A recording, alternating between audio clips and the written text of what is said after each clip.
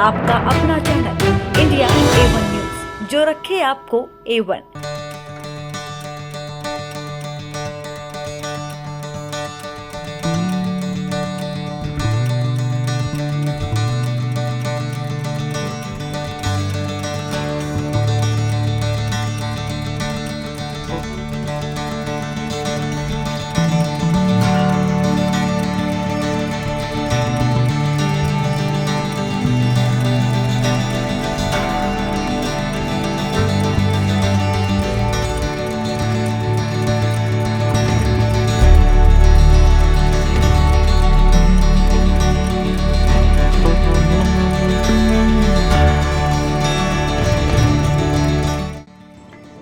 दिल्ली में विधानसभा चुनाव का प्रचार प्रसार जोरों शोरों से चल रहा है।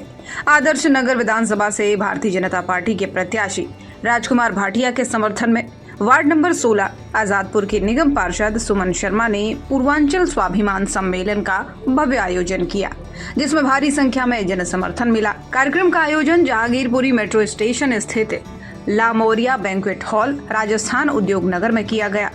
कार्यक्रम में उत्तर प्रदेश के उप मुख्यमंत्री ब्रजेश पाठक और बिहार के दरभंगा से सांसद गोपाल ठाकुर, बिहार के विधायक और कई प्रदेश के भारतीय जनता पार्टी के कार्यकर्ता उपस्थित रहे। सभी ने पूर्वांचल वासियों से इस बार आदर्श नगर विधानसभा से राजकुमार भाटिया को वोट देने की अपील की।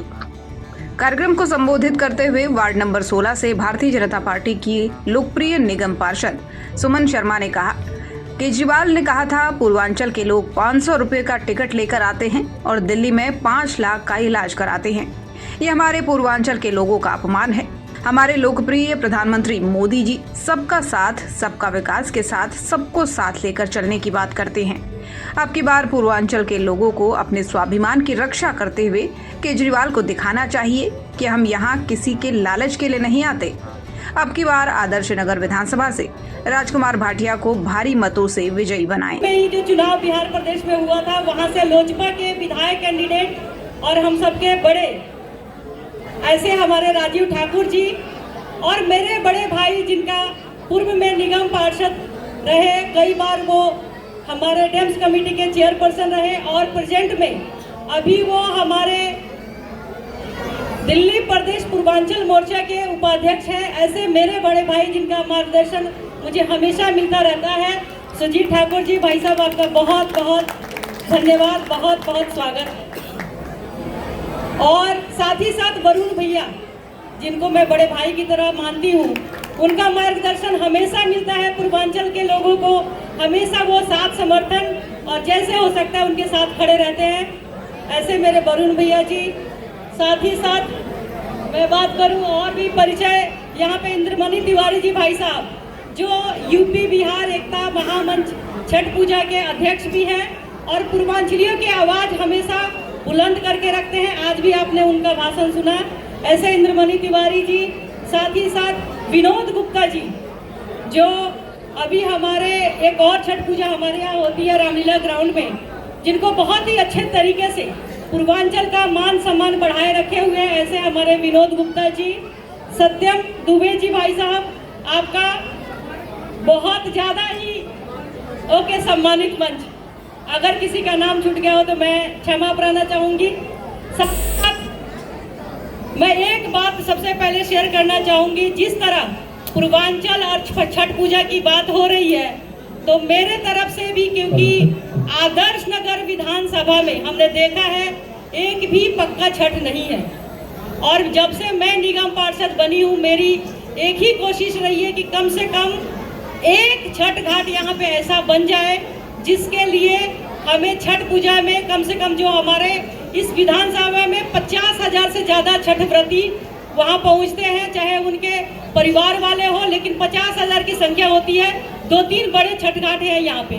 लेकिन मेरी जो आगे विधायक बनने वाले हैं राजकुमार भाटिया जी भाई साहब, उनसे भी मेरी निवेदन है और रहेगी कि आज हम सबके बीच में बिहार से लोकसभा के सांसद और हमारे बड़े भाई, हम सबके बीच में गोपाल जी ठाकुर जी उपस्थित हैं। कृपया वो दिन याद करो जब हमें बसों में भर के आनंद विहार पे कैसे छोड़ दिया गया था। ऐसा लग रहा था कि इंसानों का एक वहाँ पे समुद्र बन चुका था। हम अपने घरों में कुछ जो यहाँ पहुँचे हुए थे वो कुछ भी नहीं कर पा रहे थे क्योंकि कोरोना का काल था। और ऐसे में अपने लोगों को असहाय और ऐसे जिस तरह से वो अपने आप को पैदल पहुँचते जाते जाते अपने घर पहुँचे हैं, उन सब के लिए कहीं ना कहीं केजरीवाल और उनकी जो झूठी सरकार है, जो आम आदमी पार्टी की सरकार है, वो जिम्मेदार है। हमें ये नहीं भूलना है कि किस तरह से वो बार बार हमें यमुना माँ के नाम पे एक तरह से हमारे साथ धोखा किया है। हमेशा ये बोलते हैं कि जब भी चुनाव आता है कि हम यमुना माँ को साफ करा देंगे, आप इस बार हमें जिता दो। ये तीसरी बार आए हैं, लेकिन कार्ड कितने हाई हो चुका है, अमोनिया लेवल इतना हाई हो चुका है कि हम उसको पी नहीं सकते। और कहीं ना कहीं इनकी जिम्मेदारी बनती थी उसको सही तरह से साफ करके हमारी छठ पूजा के लिए जो हम पहले से करते आ रहे थे उसके लिए तैयार करते और हमें छठ पूजा करने दिया जाता। लेकिन जिसकी मंशा सिर्फ और सिर्फ हल्की राजनीति और तो वो हमारे भले के लिए ना कभी सोच सकता है ना कभी करेगा। वहीं पे अगर मैं बात करूं अपने प्रत्याशी राजकुमार भाटिया जी भाई साहब को, तो वो एक हमारे बहुत ही सरल मृदुभाषी सहज उपलब्ध हम सबके बीच में रहने वाले ऐसे हमारे बड़े भाई राजकुमार भाटिया जी हैं।